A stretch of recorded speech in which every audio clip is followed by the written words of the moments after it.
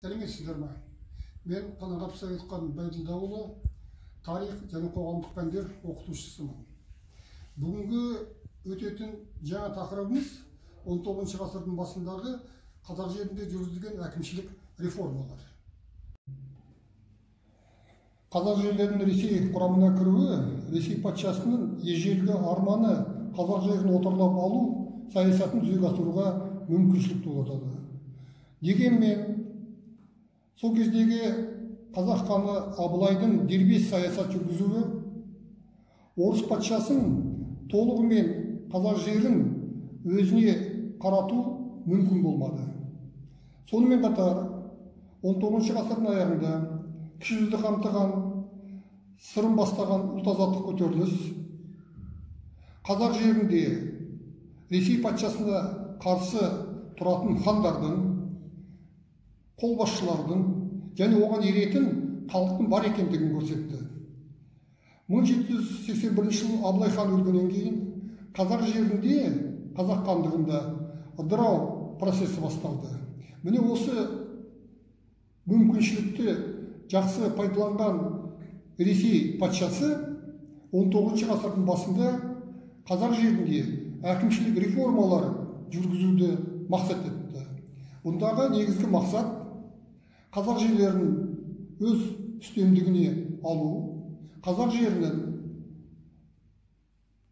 байлығын өзінің меншігіне айналдыру болды. Осы мақсатты жүзеге асыру үшін 1822 жылы омбы генерал-губернаторы Спиранскийдің басшылығымен Сібір қазақтарын басқару туралы жарғы қабылданды. Жарғыға сәйкес орта жүзде хандық билік жойылып, аға сұлтандар басқару институты енгізілді. Енді орта жүзде басқару жүйесі үш сатылы басқару жүйесіне енді. Ол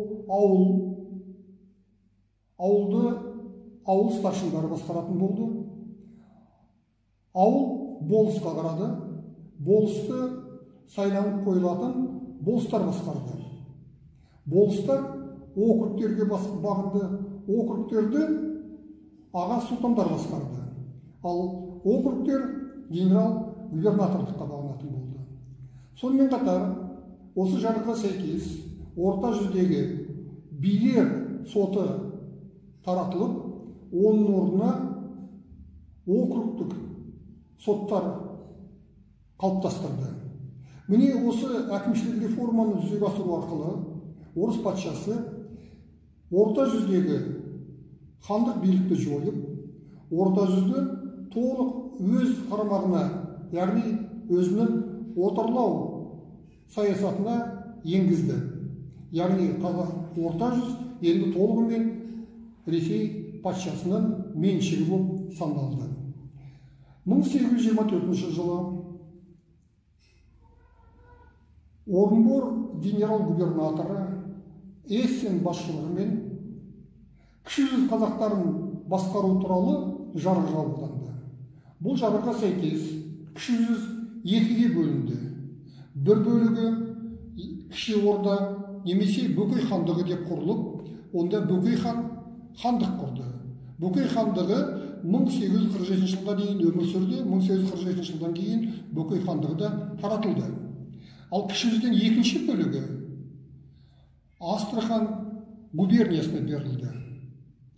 Екі жарғы 1822 жылғы Орынбор қазақтарын басқару туралы жарғы, яғни орта жүз қазақтарын басқару туралы, және 1824 жылғы Орынбор кіші жүз қазақтарын басқару туралы жарғының негізгі түпті мақсаты Ресей патшасының қазақ жерін өз отарлау саясатына алу, қазақ жерінің байлығына ие болу, орыс шенеуніктерінің үстемдігін орнату болды. Сөйтіп, 19 ғасырдың басындағы әкімшілік реформаларға сәйкес орта жүз мен кіші жүз толығымен Ресей патшасының отарына айналды. Енді ұлы жүздің Ресей отаршылдығына енбеу себебі, біріншіден ұлы жүз Орта Азия хандықтары Хиуа, Қоқан хандықтарының езгісінде отырды. Екінші, Ресей патшасы ұлы жүзге әскер жіберуге де мүмкіншілігі болмады. Себебі ұлы жүз Ресей шекарасынан алыста болды. Екінші, Ресейдің ішкі жағдайы да өте тұрақсыз еді.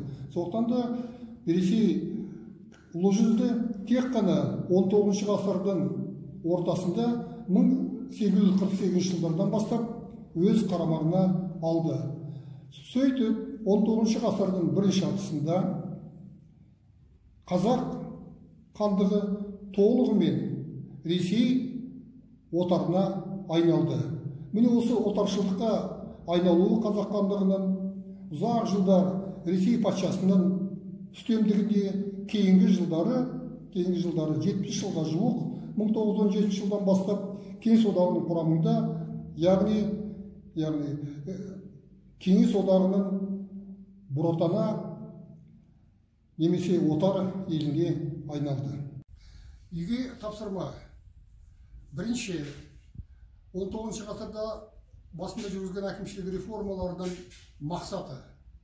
Екінші, реформадан кейінгі қазақ жеріндегі басқару жүйесінде болған өзгерістер.